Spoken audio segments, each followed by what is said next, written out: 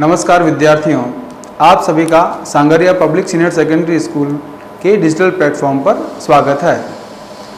आज हम पढ़ने जा रहे हैं कक्षा 11 की कविता चंपा काले काले अक्षर नहीं चिन्हती, जिनके कवि हैं त्रिलोचन। इसके पहले वाले वीडियो में अपन ने त्रिलोचन का जो कवि परिचय पढ़ लिया था, पाठ परिचय पढ़ा था, और कविता का पहला अंश जो अपन ने पढ़ा था उसमें ये देखा कि जो चंपा है वो कवि के पास आती है, वह अनपढ़ है, वहाँ पर आती और चुपचाप खड़ी हो जाती है। कवि बड़े अचरज से उसे देखती है कि ये जो स्वर कहाँ से निकल रहे हैं। और उसके बाद जो है चंपा के बारे में बताता है कि वह सुंदर एक ग्वाला है, उसकी लड़की है, गाय चराने जाती है, ठीक है, और उसके साथ ही साथ वो चंचल है, नटखट है ना, उधम भी मचाती है। ये भी अपन ने देखा। उसके बाद अपन ने देखा कि वो किस तरह से उधम मचाती है, कभी उसका पेन छुपा देती है, कभी उसका कागज छुपा देती है लेखक का, है ना। और उसके बाद जो है वो पूछती है कि तुम दिन भर ये कागज पे क्या गोदते रहते हो, था लिखने का काम क्या करते हो, क्या ये काम अच्छा है। तब लेखक कहता है, कवि कहता है कि मौन हो जाता है और हंसता है एक बार, है ना। तो चंपा को समझ में आता है कि मैंने गलत सवाल पूछ लिया। फिर उसके बाद एक दिन की बात बताता है कवि कि चंपा उसके पास आती है और उसको पढ़ाई का महत्व बताते हुए कहता है कि तुम्हें पढ़ना चाहिए। पढ़ने लिखने का महत्व बताया उसने कि तुम्हारे जो कठिन समय में वो पढ़ाई काम आएगी। लेकिन अब उसने कहा, उसके बाद जब उन्होंने कहा मैं नहीं पढ़ूं, तो उसने कहा गांधी बाबा, महात्मा गांधी ने भी पढ़ाई लिखाई के लिए कहा है कि सब लोगों को पढ़ना चाहिए। लेकिन अब उसके बाद क्या कहती है, तो गांधी बाबा अच्छे हैं ऐसा तुम कहते हो, चंपा कहती है लेखक से, लेकिन पढ़ने लिखने की वो बात कैसे कहेंगे। अर्थात जो अच्छे लोग होते हैं वो पढ़ने लिखने की बात नहीं करते हैं, ठीक है, तो अनपढ़ रहना ही ठीक है। और उसके बाद आगे कहती है वो कि मैं तो नहीं पढ़ूंगी, ठीक है। तो चंपा के माध्यम से कवि ये बताना चाहता है कि जो निरक्षर लोग होते हैं वो अपना जीवन में अपनी मस्ती में मस्त रहते हैं, है ना, और उनको दुनियादारी से कोई लेना देना नहीं रहता है। अब उसके बाद आगे कविता में क्या होता है देखिएगा। कवि कहता है मैंने कहा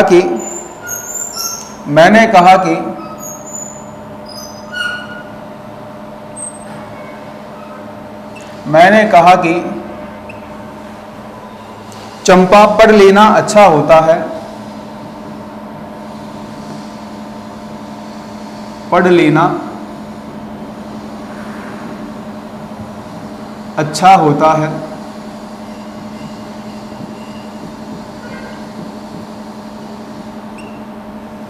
चंपा पढ़ लेना अच्छा होता है, ब्याह तुम्हारा होगा,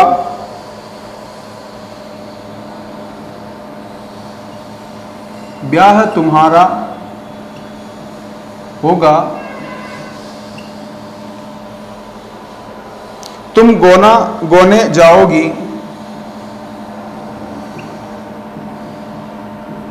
तुम गोने जाओगी,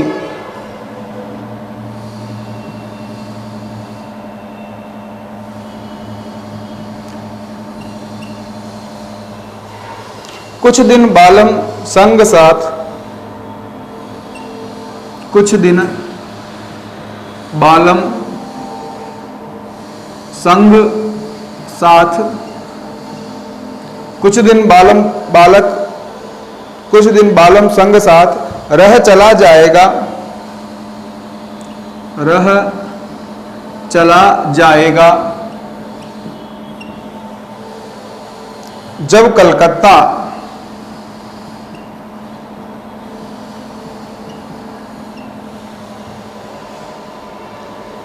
बड़ी दूर है वह कलकत्ता,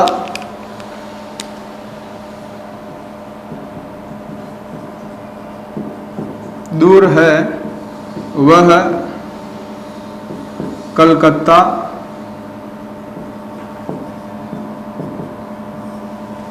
बड़ी दूर है वह कलकत्ता, कैसे उसे संदेशा दोगी,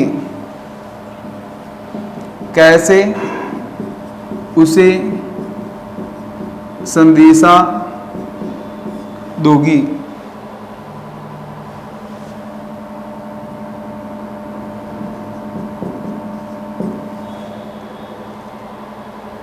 कैसे उसके पत्र पढ़ोगी?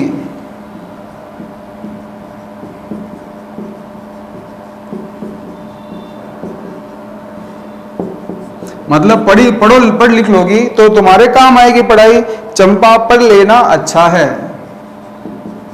चंपा पढ़ लेना अच्छा है।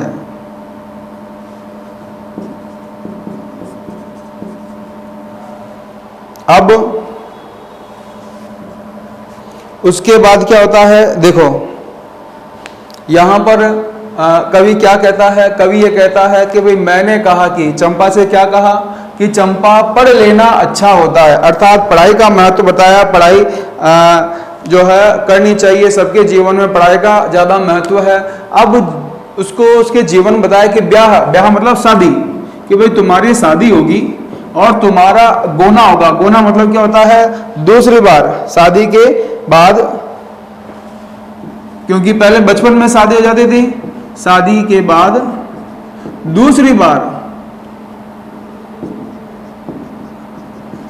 दूसरी बार जब वहां स्थायी रहने के लिए जब जाती है लड़की, तो उसे कहते हैं गोना। पहले होता था बाल विवाह, छोटे बच्चों की शादी हो जाती थी, लेकिन वो छोटी होती है उम्र में, इसलिए उसको जो है ससुराल नहीं भेजा जाता। जब वो वयस्क हो जाती है, थोड़ी बड़ी हो जाती है, समझदार हो जाती है, तब उसका गोना किया जाता है। तो गोना मतलब अपने पति के साथ रहने के लिए उसे भेज दिया जाता है, ससुराल भेज दिया जाता है।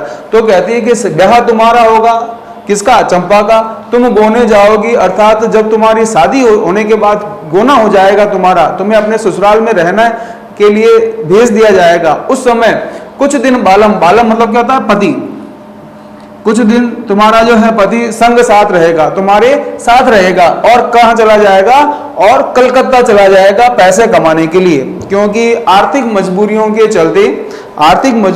चलते पैसा कमाने के लिए महानगरों की ओर पलायन करना होता है। तो तुम्हारा पति भी पैसा कमाने के लिए कहां चला जाएगा, कलकत्ता चला जाएगा। अब कलकत्ता की विशेषता क्या बताते हैं, कलकत्ता की विशेषता, बड़ी दूर है वह कलकत्ता महानगर यहां से बहुत दूर है, जहां पर बड़ी बड़ी फैक्ट्रियां हैं, कल कारखाने हैं, रोजगार है। तो वहां तुम्हारा जो पति है मजदूरी करने के लिए उत्तर प्रदेश और बिहार से, वहां से लोग, और पूरे भारत में, है ना, तो वहां कलकत्ता जाता है और कमाने के लिए जाएगा, तो वो बड़ा दूर है। कैसे उसे संदेशा दोगी? संदेशा मतलब क्या होता है, उसका जो अगर तुम पढ़ी लिखी रहोगी, पत्र लिखोगी और उसे अपना जो है मन के भाव पत्र के माध्यम से संदेश भेज सकोगी। और कैसे उसके पत्र पढ़ोगे? पत्र पढ़ने के लिए क्या होना चाहिए? पढ़ा लिखा होना जरूरी है। तो साक्षर होने के लिए कवि उसे प्रेरित करता है कि तुम्हें पढ़ लेना चाहिए, जो है बुरे समय में तुम्हारे ये काम आएगा, और उस समय पढ़ाई जो है तुम्हें अच्छी रहेगी कि भाई उसके संदेश पढ़ सकोगी, उसको पत्र लिख सकोगी। ठीक है, और चंपा पढ़ लेना अच्छा है। फिर वापस उसको पढ़ने के लिए प्रेरित करते हैं कि हे चंपा, तुम्हें पढ़ लेना ज्यादा सही है। ठीक है, संदेश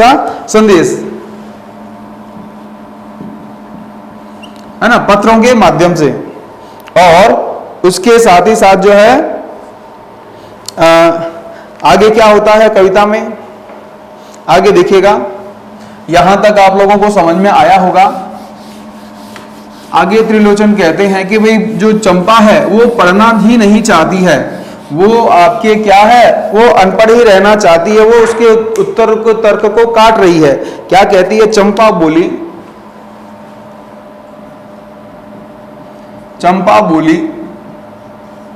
क्या बोलती है चंपा? तुम कितने झूठे हो। तुम किसके लिए आया? लेखक के लिए, कवि के लिए। तुम कितने झूठे हो,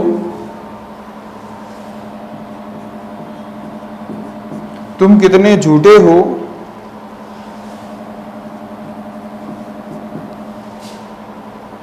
देखो, मतलब तुमने पढ़ लिख लिया तो कितना झूठ बोलते हो, है ना। हाय राम, दुख व्यक्त करती है, हाय राम, तुम पढ़ लिख कर इतने झूठे हो, तुम पढ़ लिख कर इतने झूठे हो।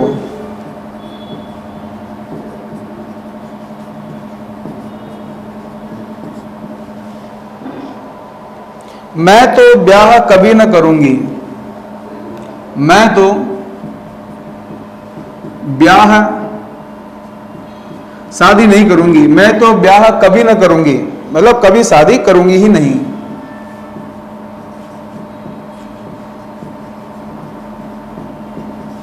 मैं तो ब्याह कभी न करूंगी। और कहीं जो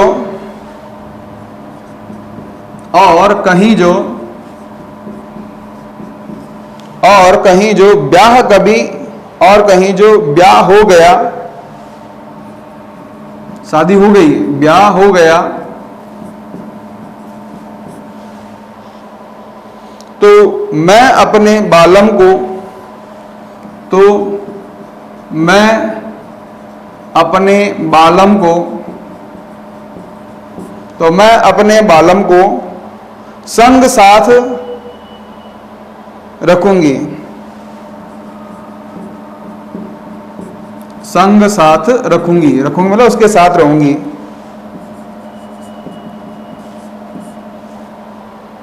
कलकत्ता मैं कभी न जाने दूंगी, कलकत्ता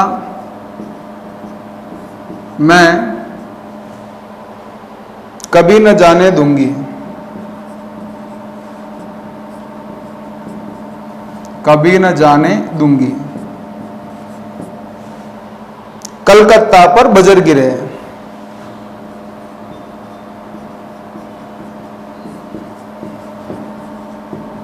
बजर मतलब वज्र, बजर गिरे। देखिएगा क्या होता है कि चंपा, जब उसे कहा जाता है एक कवि लेखक के द्वारा कि भाई आप जो है पढ़ाई करो, पढ़ लिखना अच्छा है, गांधी जी ने भी ये कहा है, तुम्हारे जो है बुरे समय में ये पढ़ाई काम आएगी, ठीक है। तो जवाब क्या देती है कि पढ़ लिखने के बाद क्या होता है, व्यक्ति जो है झूठा हो जाता है, मिथ्याभाषी हो जाता है, ठीक है, लोगों को ठगने लगता है, लोगों के साथ जो है क्या करता है, होशियार होने के साथ साथ लोगों को ठगने का काम शुरू कर देता है। तो चंपा कहती है तुम कितने झूठे हो, झूठे मतलब क्या होता है, मिथ्याभाषी, झूठ बोलने वाला, मिथ्याभाषी। झूठ क्यों बोलते हो कि भाई तुम पढ़ने लिखने की बात कहते हो, पढ़ना लिखना जरूरी नहीं है, ठीक है। हाय राम तुम पढ़ लिख कर इतना झूठे हो, ठीक है। ये क्या है, नाटक कर रही है ये, हाय राम इस तरह से बोल के नाटकीय, नाटकीयता का वर्णन, नाटक करती हुई क्या कहते हैं, हाय राम तुम पढ़ लिख कर इतने झूठे कैसे हो गए। मैं तो ब्याह कभी ना करूंगी, मैं शादी करूंगी ही नहीं। क्यों? क्योंकि वहां तुम्हारी पढ़ाई चाहिए ना, संदेश देने के लिए, संदेश सुनने के लिए, पत्र लिखने के लिए, तो मैं पहले बात तो ब्याह करूंगी नहीं। दूसरी बात, और कहीं जो ब्याह हो गया, अगर मेरी शादी हो गई तो मैं अपने बालम, बालम मतलब पति, मैं अपने पति के संग साथ रखूंगी, मतलब मैं उसके साथ ही रहूंगी, चाहे वो ससुराल में यहाँ पे गांव रहे या कलकत्ता जाए, कहीं भी जाए अपने पास ही रखूंगी, उसको कलकत्ता भेजूंगी ही नहीं। कलकत्ता मैं कभी न जाने दूंगी, मैं उसे कभी जो है कलकत्ता जाने ही नहीं दूंगी। अर्थात प्रवास के लिए, पैसे कमाने के लिए जितना भी होगा हम कम में गुजारा कर लेंगे, ठीक है, लेकिन कलकत्ता भेजने का काम मैं ना करूंगी, उसे जाने नहीं दूंगी। कलकत्ता पर वज्र गिरे, वज्र मतलब वज्र गिरे, बुरे दिन आ जाए, वज्र मतलब वज्र। वज्र क्या है? वज्र इंद्र का अस्त्र है, जो क्या किया जाता है, प्रहार करने पर विनाशक है ना, नाश करने के लिए काम में लिया जाता है। और वैसे बिजली जो होती है वो क्या है, वो इंद्र का अस्त्र ही है वज्र, उसी का प्रहार करने से बिजलियां चमकती है, बिजलियां गिरती हैं और महाविनाश होता है। तो कहता है कलकत्ता पर वज्र गिरे, वज्र गिर जावे तो क्या होगा, बहुत से जो लोग यहाँ से जाते हैं वहां जा नहीं पाएंगे और वो अपने पत्नी और परिवार के साथ वहीं रहेंगे। इस प्रकार की बात जो है यहाँ पर कहती है। तो कहने का मतलब चंपा जो है वो क्या करती है, वो पलायन, जो आर्थिक मजबूरियों के चलते जाना पड़ता है पैसा कमाने के लिए, उसका वो विरोध करती हैं। वो कहती हैं कि ऐसा नहीं होना चाहिए, घर परिवार के साथ ही रहना चाहिए, ठीक है। तो इस प्रकार से ये चंपा काले काले अक्षर नहीं चिन्हती, चिन्हने का अर्थ होता है पहचानना, ठीक है। और इस तरह से ये कविता अपनी यहीं पर समाप्त होती है। अब इसके प्रश्न उत्तर पर अपन चर्चा करें तो प्रश्न उत्तर में सबसे पहले बात आती है पठित काव्यांश की। पठित काव्यांश में क्या बताया गया है?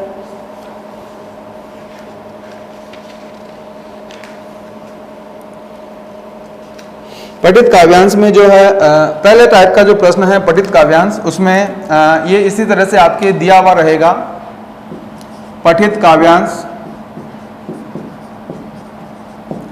काव्यांश में ये बताया गया है कि कविता का अंश दिया हुआ रहेगा, उससे संबंधित 4 या 5 प्रश्न दिए हुए रहेंगे। जैसे पहला प्रश्न ये, जैसे यही आपका उदाहरण दे लेते हैं, उदाहरण की तरह कि भाई ये जो आपके दिया हुआ रहेगा काव्यांश दिया हुआ है, इसका जो है पहला प्रश्न क्या रहेगा? विवाह के बाद पढ़ाई चंपा के काम आएगी। कवि ने इस कथन से चंपा कितनी प्रभावित हुई? कि भाई तुम शादी कर लोगी, शादी के बाद तुम्हारे पढ़ाई काम आएगी। क्यों? क्योंकि तुम्हारा जो है पति संदेशा भेजेगा, तुम संदेशा प्राप्त करोगी, तो उससे कितनी वो प्रभावित होती है? प्रभावित होती है क्या? बिल्कुल नहीं होती है। वो तो कहती है मुझे शादी ही नहीं करनी, अगर शादी करूंगी भी तो भी पति को भेजूंगी नहीं। तो ये पंक्तियां अपने को ध्यान में है। अब इनका उत्तर कैसे लिखना है सुनेंगे ढंग से। कवि ने चंपा को बताया कि विवाह के बाद उसके पति के कलकत्ता चले जाने पर, कलकत्ता चला जाएगा, उसके बाद पढ़ाई चंपा के काम आएगी।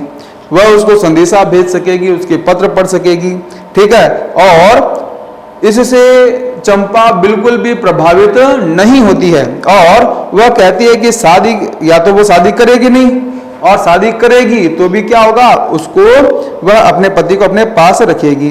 फिर उसे पढ़ाई की कहाँ जरूरत है, अर्थात पढ़ने लिखने की उसे जरूरत नहीं है। दूसरा प्रश्न, चंपा ने कवि पर क्या आरोप लगाया? चंपा ने कवि पर क्या आरोप लगाया? झूठे होने का आरोप लगाया। झूठा क्यों? चंपा शादी के बाद पति का संदेश भेजने के लिए पढ़ाई की जरूरी सिद्ध किया। उसने तर्क से वो सहमत नहीं हुई और अपने सहज अनुभव से अनुरूप वो कहती है कि तुम कितने झूठे हो, झूठे, ठीक है। पढ़ लिख कर इस प्रकार झूठ बोलना कोई अच्छी बात नहीं है, ठीक है। तो पढ़ना लिखना जीवन के लिए आवश्यक नहीं। मेरे बाबा पढ़े लिखे नहीं है, मेरी माँ पढ़ी लिखी नहीं है, तो भी वो अपने आराम से अपना जो है जीवन व्यतीत कर रही हैं, ठीक है। फिर आपके विवाह होने के बाद पति को संदेशा भेजने की आवश्यकता चंपा को क्यों नहीं होगी? भाई आगे वो तो उसने कहा भाई संदेशा दोगी, पढ़ना पड़ेगा। तो वो क्या कहती है? वो कहती है कि भाई मुझे विवाह के बाद संदेशा भेजने की आवश्यकता ही नहीं होगी। क्यों? क्योंकि पहली बात तो वो विवाह करेगी नहीं, अगर विवाह करेगी तो पति को अपने पास रखेगी, ठीक है। उसे कलकत्ता नहीं जाने देगी और कलकत्ता जब वो नहीं जाएगा तो वो क्या होगा, उसको पत्र लिखने की आवश्यकता नहीं रहेगी। अंत में इंपॉर्टेंट प्रश्न, कलकत्ता पर बजर गिरे, इस प्रकार की पंक्ति देकर भी प्रश्न पूछा जा सकता है कि ऐसा क्यों कहा गया है, इसका क्या आशय है, स्पष्ट कीजिए, ठीक है। तो कलकत्ता पर बजर गिरे, कलकत्ता पर वज्र गिरे, इस कथन में चंपा का कहना है कि वो जो उसने कवि से उस समय कहा कि वो विवाह के बाद उसको पति को कलकत्ता जाने में अनिवार्यता है। क्यों? क्योंकि यूपी बिहार और जितने भी गरीब राज्यों के जो निर्धन होते हैं मजदूर, वो बड़े शहरों में कमाने के लिए जाना ही पड़ता है। परिवार का भरण पोषण के लिए काम धंधा करना ही आवश्यक है। जैसा कि अभी हमने लॉकडाउन में भी देखा था कि बहुत सारे जो गरीब लोग हैं वो क्या करते हैं, पैसा कमाने के लिए दूसरी जगह वो जाते हैं और वहां से पैसा कमा के लेके आते हैं, घर परिवार का है भरण पोषण वो करते हैं। तो इस तरह से ये जो पलायन होता है, औद्योगिक नगरों से पलायन करते हैं, वहां जाते रहते हैं, ठीक है, काम धंधे की तलाश में, और पत्नी और बच्चे क्या हैं, उनसे वो अलग रहना पड़ता है उनको। अब चंपा का आक्रोश इसी महानगरीय अर्थव्यवस्था के प्रति है कि वहां अगर लोग जाएंगे तो अपने पत्नी और बच्चों से उन्हें दूर होना पड़ेगा, और जो गांव के पिछड़े और गरीबी का कारण है, अगर मान लो वो वहीं रहेंगे, गांव में रहेंगे, तो वहां काम धंधा होगा, वहां का विकास होगा। लेकिन ऐसा नहीं हो पाता है। सारे लोग कहाँ दौड़ते हैं? शहरों की ओर दौड़ते हैं। शहरों का विकास हो जाता है, गांवों का विकास नहीं हो पाता है। इसलिए कलकत्ता की इस दोषपूर्ण व्यवस्था के प्रति प्रतीक के रूप में, कि वो जो व्यवस्था का एक जो है सिंबल है ना, तो उसके ऊपर क्या जाता है, वो वज्रपात होने का साप देती है कि वहां बिजली गिर जाए, वज्र गिर जाए और वो नष्ट हो जावे, है ना, ताकि घर परिवार टूटे नहीं, गांवों का विकास हो। तो इस प्रकार के जो प्रश्न होंगे वो पहले टाइप के जो प्रश्न हैं पठित काव्यांश वाले प्रश्न होंगे। टाइप 2 उसमें क्या आता है भाई? सौंदर्य बोध संबंधी प्रश्न। सौंदर्य बोध में क्या आता है? एक तो आता है कला पक्ष, जिसे अपन क्या कहते हैं? शिल्प सौंदर्य। दूसरा आता है भाव पक्ष या भाव सौंदर्य। भाव सौंदर्य में पंक्तियां दे देंगे, इनका भाव स्पष्ट कीजिए, आशय स्पष्ट कीजिए, यहाँ कवि क्या कहना चाहता है, ठीक है, या काव्यांश का भाव सौंदर्य स्पष्ट कीजिए, भाव पक्ष बताइए। तो उसमें क्या जो भी समझा है उसको अपनी भाषा में लिखना है। दूसरा आता है शिल्प सौंदर्य का। तो शिल्प सौंदर्य में क्या क्या चीज आती है? जैसे पंक्तियां दे दी, चंपा बोली तुम कितने झूठे हो, हाय राम तुम पढ़ लिखकर इतना झूठे हो। ठीक है, उपयुक्त पंक्तियों में काव्य रचना शैली पर जो है का प्रयोग हुआ। किस प्रकार की काव्य रचना शैली है भाई? रचना शैली कैसी होगी? वार्तालाप शैली। शैली कैसी हो गई? वार्तालाप, बातचीत, वार्तालाप शैली। अब वार्तालाप शैली के बाद क्या है कि चंपा का कथन अत्यंत सहज और स्वाभाविक है, वो अच्छी तरह से अपनी बात कह रही है। और इसमें तुम शब्द, कौन सा शब्द? तुम कितने झूठे हो, ये जो तुम शब्द है, ये शब्द क्या है? ये आपके बनावटीपन का प्रमाण पत्र है ना, बनावट विहीन।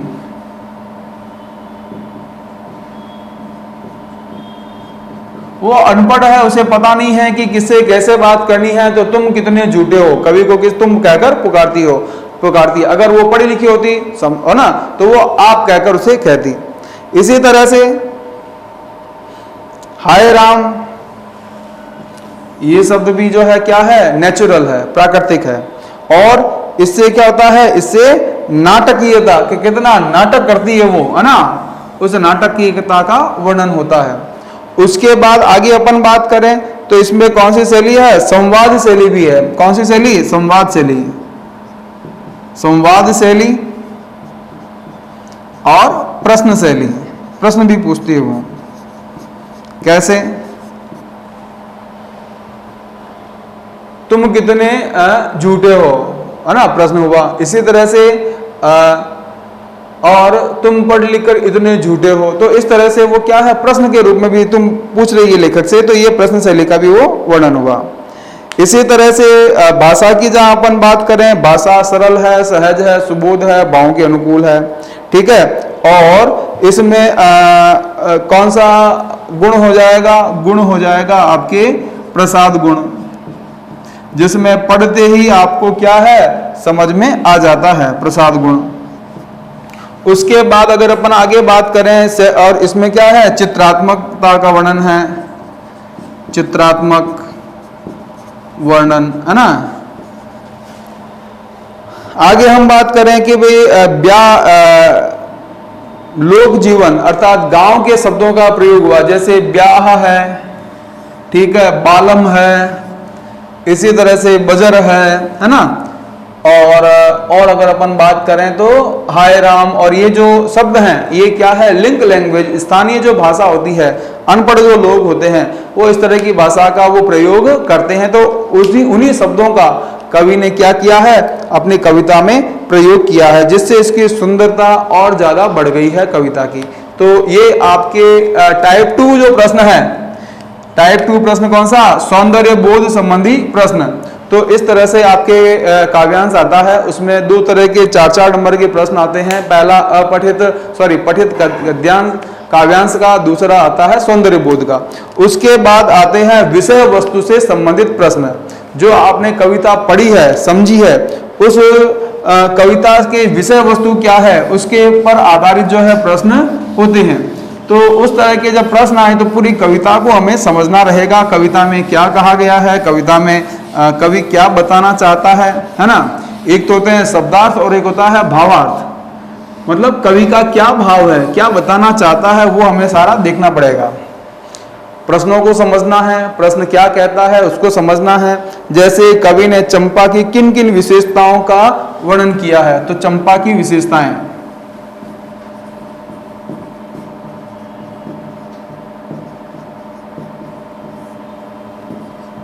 ठीक है। तो चंपा की विशेषताओं की बात करें तो सबसे पहली विशेषता क्या, वो काले काले अक्षर नहीं जानती नहीं है। तो पहले क्या हो गई, निरक्षर, पढ़ी लिखी नहीं है, ठीक है। तो अनपढ़ है, वो पढ़ना लिखना नहीं जानती है, ना पढ़ना लिखना चाहती है। उसके बाद क्या है, सुंदर और परिश्रमी, सुंदर और परिश्रमी, मेहनती है। अब इसको अपन कैसे सिद्ध करेंगे, ठीक है, कि वो सुंदर है, अच्छी है ना, वाचाल है, और इसके अलावा वो काम करती है, अपने पिता के वहां पे गाय भैंसे हैं उनको क्या करती है, चराने के लिए जाती है, ठीक है, घर का काम करती है। तो वह परिश्रमी, मेहनती है और सुंदर भी है। फिर नटखट है, शरारती है, नटखट, ठीक है, नटखट का मतलब शरारती। अब चंपा शरारती, उद्यमी है, कभी कलम छुपा देती है, कभी कागज छुपा देती है लेखक का, है ना। तो इस तरह से वो उसकी चरित्र की बातें बताई कि किस तरह से वो शरारत करती है, उद्यम करती है। फिर साक्षरता विरोधी, पढ़ा लिखा के वो विरोधी हैं, साक्षरता विरोधी। कवि के समझाने के बावजूद भी वो नहीं चाहती है कि वो पढ़े लिखे, है ना। पढ़े लिखे मनुष्य क्या हैं, दूसरों को धोखा देते हैं, झूठ बोलते हैं, ऐसा मानती हैं वो। अतः वो जो है पढ़ना लिखना नहीं चाहती है। सच्ची स्नेही, प्रेम करने वाली,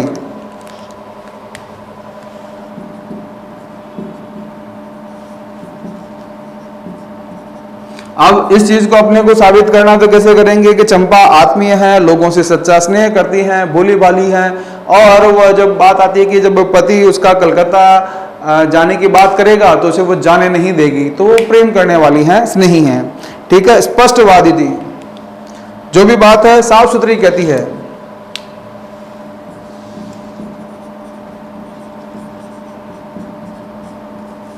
स्पष्टवादिनी, जो भी कहना है साफ कहना है, सुखी रहना है ना। तो बोलती है कि जब लेखक को उसका बात पसंद, लेखक की बात, पढ़ने वाली बात समझ में नहीं आती तो उसको लगता है वो झूठ बोल रहा है, तो कहती है आप कितने झूठे हो। तो जो भी बात कहनी है साफ कहनी है, मुंह पर कहती है। और विद्रोही स्वभाव की है,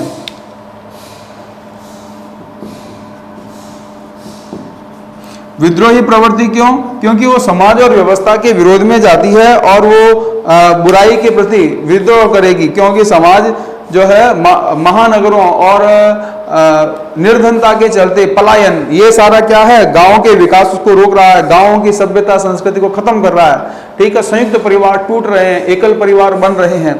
तो इन सब का इसने क्या किया है, स्पष्ट विरोध किया है। और उसने अंत में कहा कलकत्ता पर वज्र गिरे, कलकत्ता पे तो वज्र गिर जाए, बिजली गिर जाए और नाश हो जाए तो ही ज्यादा सही। तो इस प्रकार से ये प्रश्न, बड़े प्रश्न आते हैं। चंपा की जैसे विशेषताएं क्या है, चरित्र की विशेषताएं क्या है, और भी इससे संबंधित प्रश्न पंक्तियां देकर पूछे जा सकते हैं। तो हमें पाठ को ढंग से पढ़ना है, समझना है। इसी के साथ अपना जो है ये वीडियो यहीं समाप्त होता है। धन्यवाद।